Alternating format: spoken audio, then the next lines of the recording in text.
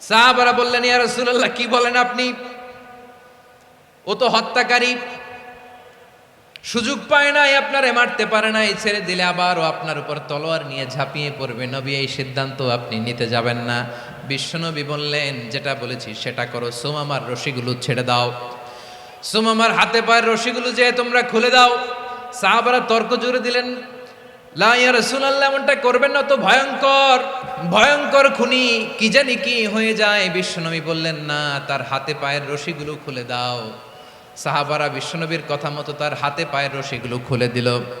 সুমামা মুহূর্তের মধ্যে মসজিদে নববী থেকে বের হয়ে ইয়ামামায় ফিরে না যে মসজিদে নববীর পাশে একটা খেজুর বাগান ছিল, সেখানে চলে গেলেন। সেখানে একটা ছোট্ট কুয়া ছিল, কুয়ার পানি দিয়ে তিনি গোসল করলেন। সুবহানাল্লাহ পড়েন।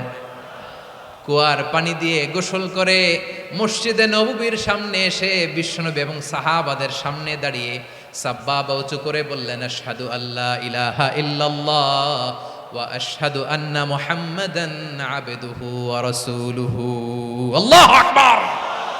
আমি সাক্ষ্য দিচ্ছি আল্লাহ ছাড়া কোনো ইলাহ নাই, আর মুহাম্মদ আল্লাহ তাআলার প্রেরিত বান্দা এবং রাসূল।